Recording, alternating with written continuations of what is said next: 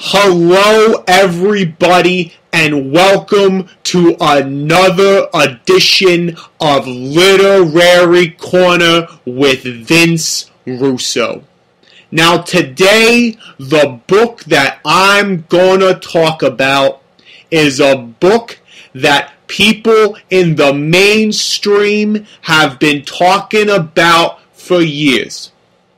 It's a book by an existing star, one of the members of the old guard, the Good Old Boys Club, Ernest Hemingway, and it's a book called, appropriately enough, The Old Man and the Sea. Now, this book begins in a small village. It's predictable. It's just like something that you would see in your very neighborhood. You got old men going to work for a living. You got people just like yourself or myself and my two beautiful children, and they're just living life. Nothing spectacular, nothing exciting, nothing that would make me want to put down my remote control and find out what happens. And to make matters worse, you got a cast of characters that includes one old fisherman, a few middle-aged fishermen, and a few young kids hungry, waiting around at the docks, just looking to get their shot on the open water. And who does good old boy Hemingway put in that top slot? You guessed it, the old man. He leaves those young kids at shore, and that is the first mistake that Hemingway makes. Now, if I'm writing this book, I come in there and I say to the old guard, I say to those old fishermen, I say to those middle-aged fishermen, I say what you have to understand about the fishing profession is that it's a young man's game. If you are 40 years old, if you are 50 years old, you have had your best days on the water. It is time to retire to your dilapidated shack and let those young kids strap on their flood pants and show what they can do. And there's nothing wrong with loving this profession, and there's nothing wrong with appreciating this profession, and I would invite those old fishermen and those middle-aged fishermen to stand at the docks and watch as the young kids went out into those fog-ridden waters. I would encourage them to wave their handkerchiefs and wipe single tears from their eyes and participate in the culture of fishing. But in terms of being on that boat, in terms of casting the lines, in terms of walking that poop deck, the day has come and gone. But what Ernest Hemingway does is he forgoes talking about the young kids and he follows along with an old man past his prime. The book moves at a glacial pace. It is the literary equivalent of a 90-minute rest hold. Every time that Hemingway goes into a description about the water, or every time he starts talking about what this old man wants, or feels, or fears, or hopes for, I am dropping this book and I am picking up Faulkner. And I am picking up The Great Gatsby. And I am seeing what else is on my bookshelf.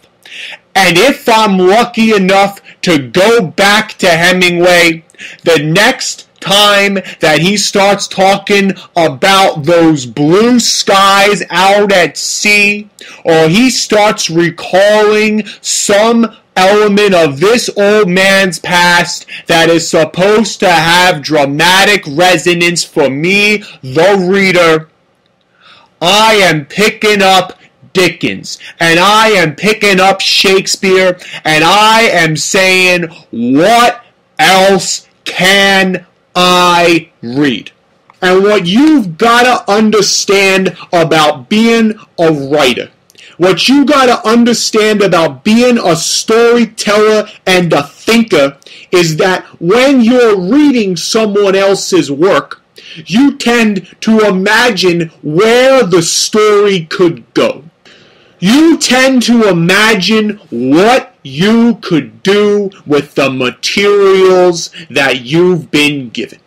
And so halfway through this story, while he's out there on the boat and page after page is being wasted on long, drawn-out descriptions of human emotion, while page after page is being wasted on building some sort of continuity and logical character progression, while page after page is leading to some sort of dramatic peak, I am thinking, how can I improve this story?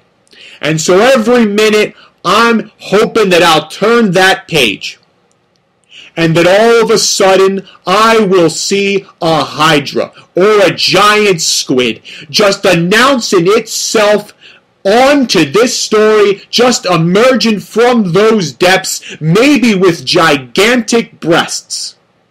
Maybe there is some sort of an alien intervention situation. Maybe you've got a time travel scenario in which this old man unknowingly ends up in German waters during World War II. I'm hoping that maybe the book just ends and that there are gonna be 50 blank pages coming up with nothing else on them, because then all of a sudden you got the reality of fishing rather than just a book. You start giving characters some sort of resolution. You start paying off the story that you build up, and now all of a sudden you are writing a book. And I'm not into books. I have never read a book. I don't want to read a book. I'm only doing Vince Russo's Literary Corner because it is the least expected thing that I could ever do on a professional level, on a personal level, or on a potentially monetarily beneficial level. I am no longer an employed wrestling writer, so I have no venue to execute the swerve. So the only venue that I have for executing the swerve is my own life. And have I destroyed my family and destroyed everything I hold dear by using my life as a venue for the swerve? Yes. Am I directly responsible for breaking my own son's leg because I decided to build a staircase outside the front of our house and not affix a bottom step? Yes, I am. Am I responsible for killing the family cat because I decided to feed it Oreos just for the hell of it? Yes, I am.